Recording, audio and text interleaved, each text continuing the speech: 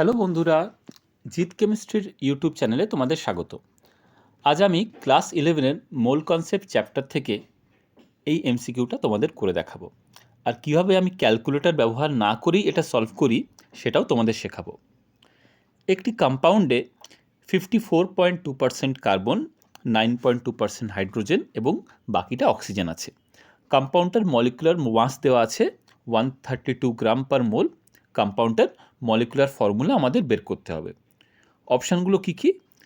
C6H12O3, C4H12O3, C4H12O6 আর C6H13O6। এবার আমরা without calculator মুখে মুখে রাফ ক্যালকুলেশন করে এটার আনসার বার করব। দেখো, প্রথমে দেওয়া আছে 132 গ্রামের 54.2% হচ্ছে কার্বন। তাহলে কার্বনের মাস যদি বার করতে চাই কত হচ্ছে?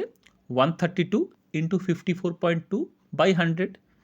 এটা কিন্তু ক্যালকুলেটর ছাড়া মুখে করা খুব কঠিন, তবে কাছাকাছি কিছু আমরা বার করতে পারি।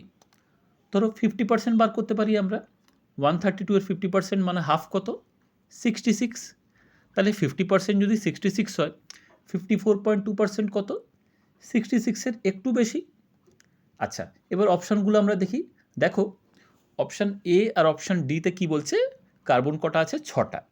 আর অপশান বি আর সিতে বলছে কার্বন আছে 4টে করে। আচ্ছা, একটা কার্বনের মাস কত? 12।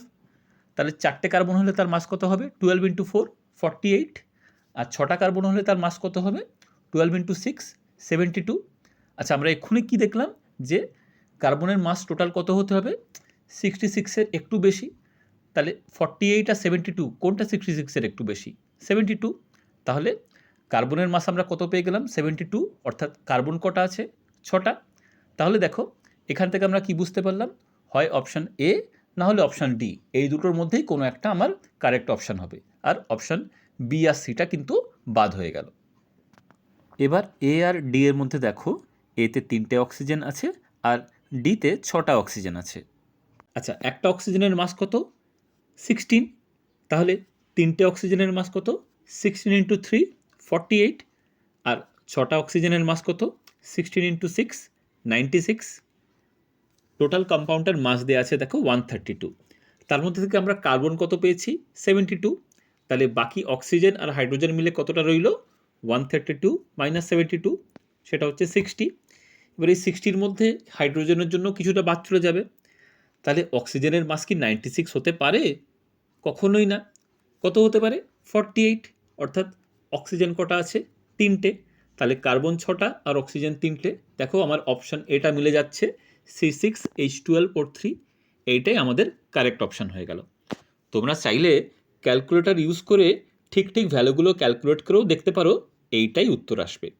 আমার র্যাফ ক্যালকুলেশন পদ্ধতিটা তোমাদের কেমন লাগলো কমেন্ট করে জানিও। আর এরকম আরও ভিডিও পেতে হলে আমার চ্যানেলটাকে সাবস্ক্রাইব করো আর এই ভিডিওটাকে লাইক আর শেয়ার করো। আবার দেখা হবে পরের ভিডিওতে। Bye bye.